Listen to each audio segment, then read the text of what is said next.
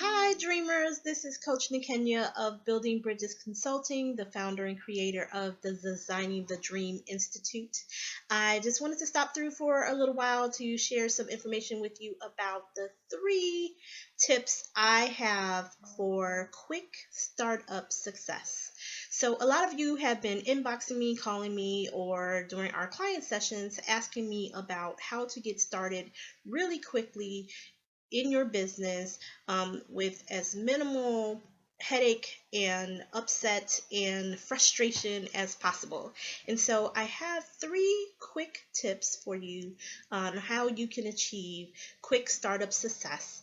And I just want to spend a few moments cluing you in on these 3 tips that I have observed over the 15 years that I've been working with my clients in transforming dreamers into successful entrepreneurs. So those 3 tips are retrain, recruit, and recharge. So that's 3 tips: retrain, recruit, and recharge. So the first tip: retrain. As an entrepreneur, especially when you're just starting off in your business and you're trying to communicate that to everyone around you, and typically the first people you share this with are the people who you love and care about and who you think will support you the most: friends and family, and sometimes fools. Friends, family, and fools, the 3 F's. Unfortunately, most of those people within that group, your inner circle, will not support your dream. And this isn't through any fault of their own. They're not trying to be mean. They still love you. They care about you, but they just don't get it.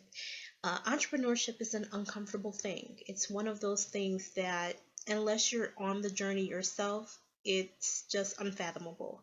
And that's because we're so caught up in the master plan, what I call the master plan, which you probably have heard referred to as the American dream. But the master plan is go to school, get good grades, graduate, get a job, make lots of money, get married, get a house with a white picket fence, have 2.5 kids and a dog. So that plan is just so unrealistic for most of us. It's just truly unrealistic. Most of us are not living in any sort of way, fashion, or form close to that master plan, to the American dream. A lot of us have mixed families. We go to school late. We maybe graduated high school and went to see the world. In our youth, we didn't get it just yet. We were still trying to find ourselves, and so we maybe took a few years off and went to school later, or we started one major and then went to another, or we're working in a job that has nothing to do with even what we went to college for. And then, like I said, there's mixed families. There's 2 husbands, 2 wives, stepmoms, stepbrothers. We're taking care of elder family members. They're now in the family unit. We're having 5 kids, 6 kids, no kids, adopted kids, lots of pets. So the American dream just doesn't seem to really fit with most people's idea of family. It's just not very close to reality. So that's the first thing. And so it's very difficult for the average person who's not on an entrepreneurial journey themselves, who is not a business owner, for them to even wrap their mind around you doing something outside of the master plan, even though they're probably not living the master plan themselves. I know it makes no sense whatsoever, but that's the truth of the matter. Most people just don't understand entrepreneurship because they're too busy trying to strive for the American dream, the master plan. And so it can be very difficult to share your goals, your vision, your mission, your dream with someone, a friend, a family member who isn't in business themselves, because they just won't understand it. And because they don't understand it, it can be difficult for them to wrap their mind around you playing a role that they're unfamiliar with. We all have roles. You have a role because you're a woman or a man, so based on your gender. Roles based on your career path, so you're a doctor, you're a lawyer, your mother, your dad, your sister or brother. All of these attributes that define you, these roles that define you, there's obligations that come with those roles. So you're required to take care of your children as a mom or a dad. You're required as a woman to do certain things based on societal norms. And so when you do things that step outside of your role, it could be very difficult for someone to understand the path that you're on and support that, because it's just too different, and people don't like change. They don't understand it. It's uncomfortable. It makes them feel out of sorts, and so it's just hard to picture you as something other than what the roles are that they've become accustomed to. So even if it's that you're a Christian, you're a churchgoer, so your church may have certain ideas about the way that you should be, and your entrepreneurial journey may step so far outside of what that role is that they know you as, that it's just very hard. And so the first step, again, the first tip I have for you is to retrain your friends and loved ones, all of those who are relying on you for the roles that you play, so that they can now respect you in your new role as an entrepreneur. And so you have to allow and forgive their ignorance, basically, of what you're trying to do, but command their respect for what you're trying to do. So the faster you can set boundaries around your time and your energy, the better. So if you look at your personal mission or your business mission, which should be fairly similar, if not one and the same, use your mission, your purpose, as your guideline to say no. So if something that you're asked or requested to do based on a role that you play in your life, if it does not align with your personal mission, your business mission, your vision, your goals, your purpose, then say no and leave it at that. You do not owe anyone an explanation. You don't have to spend very much time apologizing. You don't have to apologize at all, because that's your purpose, your mission. So they just have to understand that. And if they don't, oh well. It's very difficult to explain to someone who is not on that level what your vision is. If they don't see it, that's okay. It's really not your job to make them see. If they're blind to it, you don't have to dim your light just because your light's too bright for them. Buy them some shades, let them wear some sunglasses, and have them get over it. So you have to retrain them. Make sure you set boundaries and get used to saying no based on your personal mission. The second tip I have for you, that was retrain. The second tip is, again, to recruit. So one phenomenal way to get those around you to start respecting your boundaries and start accepting you in your new role is to recruit them onto your team. Now, you have to be pretty careful about this, because in order to recruit someone effectively, they have to at least somewhat understand your vision, or at least be behind you and support it and willing to see it out. And what I would do is recruit them based on their own mission and their goals. So if there's something that they know how to do or are really good at, or they love to do, something that they're passionate about, if that particular thing is something that you can use to help you to drive your business, and maybe it's something that you're maybe not so good at, then recruit them to do that thing. So for instance, I hate filing. I'm not a big fan of paperwork, and who is, right? There's not that many of us that are excited about filing paperwork. It's a boring job for most of us. But because I understand the value of recruiting, especially when you are a bootstrapping entrepreneur. And if you don't know what a bootstrapper is, that means you're basically pulling yourself up by your own bootstraps by investing in yourself, taking your own dollars out of pocket, your savings, your income, and investing in your business. So you're not getting funds from some angel investor or anything like that. You're not taking big loans. All the money is coming from your pockets. So you're pulling yourself up by your own bootstraps. That's a bootstrapping entrepreneur. So if you're a bootstrapping entrepreneur, you can't afford to hire contractors or employees or pay an expert to do certain things in your business when you're just starting off. Not normally, unless you're independently wealthy already and you're starting a business just as another venture and hobby. But for most of us who that's not true for, if you're a bootstrapping entrepreneur and you're coming out of your own pocket, you can't afford to pay people to do these things. And definitely not what the minimum wage is, or at least a livable wage, or any of that. So I recruited my son, and he is 12 years old now. But when I initially recruited him, he was much younger. So I've been doing this for years.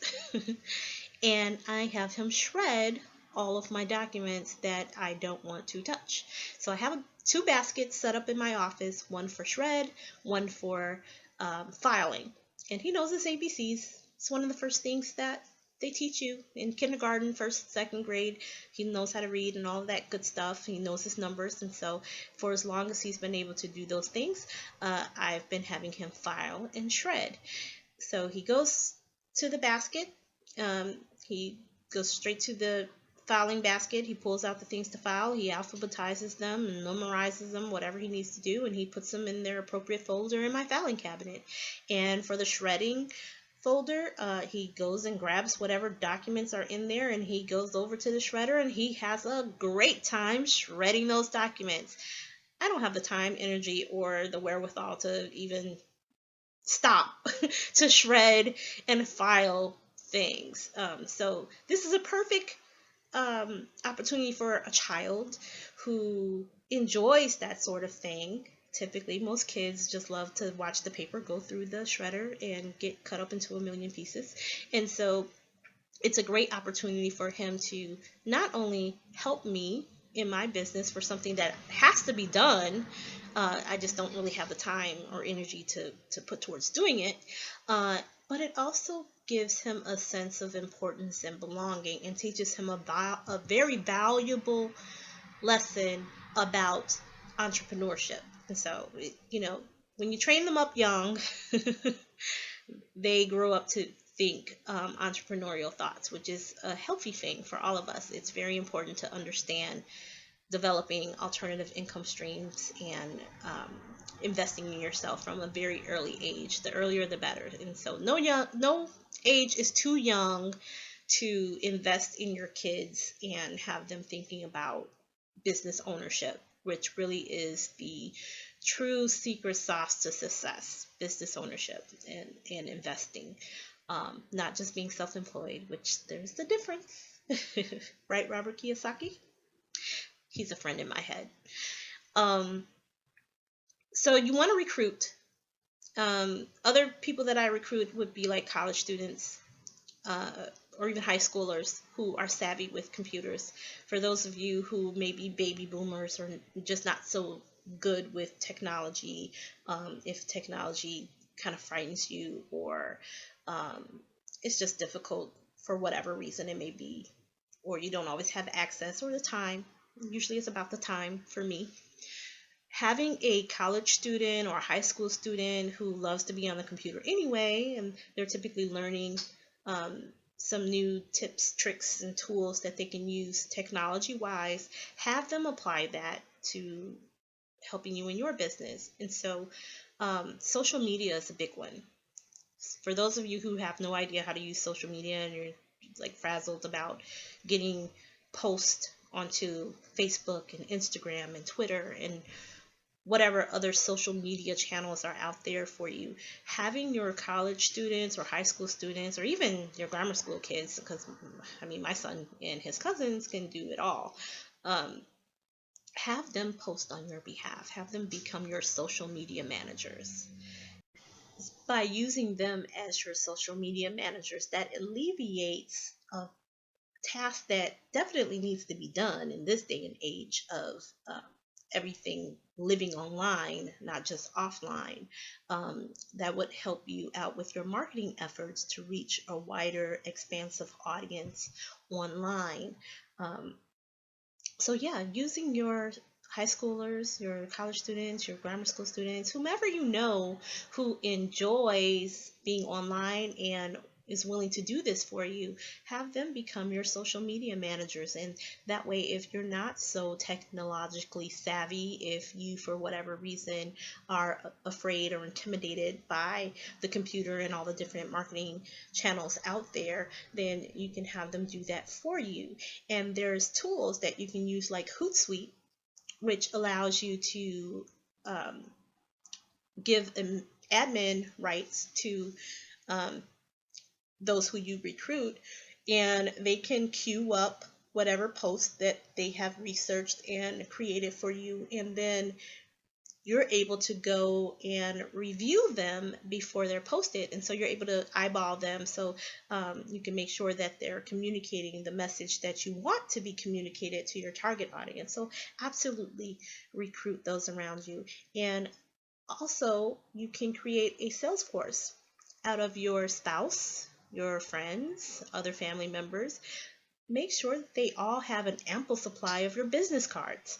It just makes sense. They should be able to support you by at least sharing what you do with their networks. And they all have networks who um, include people that you're trying to target within your market. So absolutely, they should be sharing your business cards. My fiance keeps a whole pocket full of my business cards, and he's constantly sending people my way, even though he doesn't really totally get what I do. I find myself explaining it often, but he's supportive, even though he doesn't totally get it, and he's definitely not an entrepreneurial type, but he will share what I do with people. He keeps his ears open if anyone's trying to start a business or has a business. He says, "Hey, maybe you want to talk to my fiance," and he gives them my card. And if they ask him any questions, he says, "Well, she does let you schedule appointments, so you would be better off asking her those questions rather than me, because I just can't explain it as good as she could explain it." And so he does that for me. And I have quite a few people who are in my network who do that for me, who don't get what I do. And so that's a very easy way for those who love you and want to support you but don't get it. That's a very easy way for them to be able to support you, and you can recruit them into your sales team. Something else that you can do that adds an extra incentive for those who are acting as your sales force is to make them affiliates. It is really simple to create an affiliate program. There's a lot of resources out there, and if you need more information about how to do that, you're definitely welcome to schedule an appointment with me. My links for scheduling an appointment and talking with me are in um, the comments fields below this video, so definitely check that out if you need help with that. But there's a lot of resources out there to schedule affiliates, and so create an affiliate program and make your friends and loved ones affiliates, and then have them to drive business to your site or to you, or whatever the method is that you're creating leads. And as they generate leads, they're getting paid. And so that's just an extra incentive to have them to help you. So absolutely recruit your friends and family. So you want to, first of all, retrain them to get them to accept your new role, uh, and then to recruit them onto your team, make them your salespeople, give them new tasks based on what their passions and their purpose are. Use them in their gifts to help you to propel your business forward. So the third tip that I have for you is to recharge. So now this is something that we just don't do. As an entrepreneur, we're kind of all over the place. We're constantly thinking, we're constantly creating, we're constantly imagining, we're constantly dreaming, and we're just a flurry of activity. And sometimes the activity is not as productive as it could be. And part of that is because we don't take the time to recharge our batteries. We need to rest our minds, rest our spirits, and rest our voice.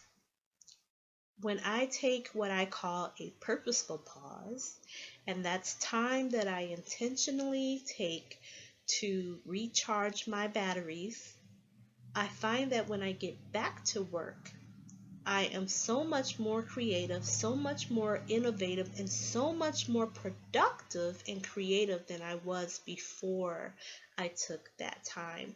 And so if you find yourself in a space where you're all frazzled, um, feeling out of balance, out of sorts, unable to produce, unable to be creative, and just stuck, then maybe it's time for you to take a break. Taking a break is okay. It's necessary. It truly is a necessary thing as a business owner. Being an entrepreneur is a lot of mind work. You need to rest it in order to be as effective as you can. It's like what they say with mothers, especially. Well, women in general, not just mothers. I'll say we have a habit of assuming so many different roles and feeling obligated in those roles to perform at the top of our game. And so we're constantly being pulled in many different directions. But the truth of the matter is, if we do not take the time to take care of ourselves, how can we possibly take care of anyone else? If we have exhausted ourselves to the point of unproductivity, how can we possibly make time for the people and the things that we care about or feel obligated to take care of? So I really do want you to consider scheduling in time for yourself to take a purposeful pause. And when I say purposeful pause, my favorite thing now is to nap because I don't get to do that very often. Sleep is usually the number one thing that I'm deprived of. I stay up until 2 o'clock in the morning, 4 o'clock in the morning, sometimes writing, thinking, writing, just have to create and get it out. But it's not healthy to lack so much sleep. And so I take naps regularly. So that's my purposeful pause. But a purposeful pause for you may be to read a book. Maybe you really enjoy reading and you don't get to do it that often, and so you just take a mind break to escape into the pages of your favorite writer. So that could be your purposeful pause. Or maybe it's to take a bath. Just relax in the bubbles and the warmth of the water. Or maybe it's to take a swim, or to go to the gym and exercise, or maybe it's to meditate, or to do yoga, or maybe it's to enjoy the biggest bowl of chocolate ice cream covered in whipped cream and topped with cherries that you can find. Whatever your purposeful pause is, just make sure that you take them regularly. You have to take the time to recharge. So that's it. 3 tips for quick startup success, quick business success. Number 1 is to retrain. Retrain those around you to understand your new role and set boundaries to say no to them and things that fall outside of your personal mission and vision. Number 2 is to recruit. Recruit your friends, your family, your loved ones onto your team to not only get them to buy into your vision, but to also accelerate your success faster because you're not spending time on things that you don't want to do, don't like to do, or not within your wherewithal to do, like filing and shredding. And number 3 is to recharge. Recharge your batteries by resting your mind, resting your spirit, and resting your voice. So Thank you for taking the time to listen. I hope you got a lot out of this video and that you can use these 3 tips for quick startup success to achieve quick startup success for your business. And if you have any questions or comments, make sure you leave them below. As always, you're welcome to join the Designing the Dream business training and accountability group online on Facebook. That link is also below. And if you want to request a free 30-minute strategy session with me to talk about your business goals and to see if we would be a good fit for coaching or any of my other business training and accountability programs, feel free to ask me that as well. So again, this is Coach Niquenya, President and CEO of Building Bridges Consulting, saying have a great day, and you cannot make profit without first having passion.